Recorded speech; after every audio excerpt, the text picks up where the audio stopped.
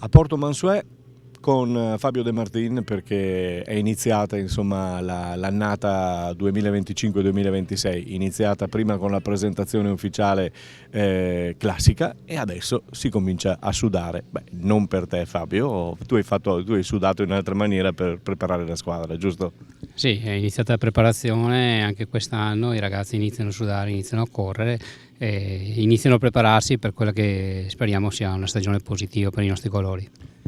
Sentendo le altre squadre, i tecnici e chi di dovere, vi hanno nominato dappertutto, cioè è inutile, non potrete tirarvi fuori da questa voglia di dire che siete per uno dei favoriti per la vittoria finale. Beh, sai, questo è il gioco delle parti, no? Quindi no, onestamente fa piacere che anche altre società, altri tecnici, gente che comunque nei campi possa pensare che la nostra squadra sia una squadra attrezzata.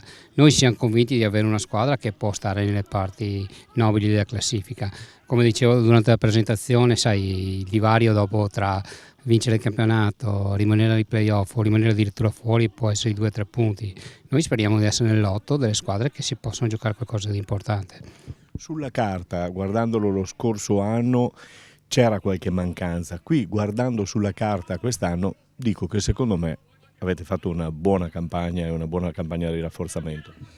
Guarda, noi abbiamo cercato di agire in sede di mercato in collaborazione con il mister e con la società per cercare di migliorare la rosa dell'anno scorso, che secondo noi era già una rosa buona, una rosa completa. Poi abbiamo avuto alcune vicissitudini nel corso dell'anno scorso, come ti ricorderai, da Pozzebon che è andato in Serie D, piuttosto che qualche altro ragazzo che dopo abbiamo dovuto sostituire. Quest'anno speriamo di trovare la quadra da subito e di poter avere anche noi un ruolo importante in questo campionato. Allora adesso tocca a te dire chi vedi tra le favorite. Devo nominare tutti quelli che mi hanno nominato, quindi la striscia è abbastanza lunga, no? A parte gli scherzi, io credo che sarà un campionato come sempre equilibratissimo. Sicuramente squadre come Borgorico, come Godigese, come San Donà sono sulla bocca di tutte, sono sulla bocca di tutti. È chiaro che dopo ci possono essere sempre delle sorprese. Io non escluderei squadre che l'anno scorso hanno fatto campionati importanti, quindi non mi sento di escludere qualcuno in questo momento. Sicuramente le prime tre che ti ho detto sono squadre che faranno. Ecco, un occhio di riguardo ce l'avrei per il Cavarzano, perché pochi lo nominano, ma secondo me ha fatto una rosa veramente importante. Sì, è vero. Diamo un'occhiata, stiamo guardando i campi che stanno risplendendo, per carità, da una parte e dall'altra.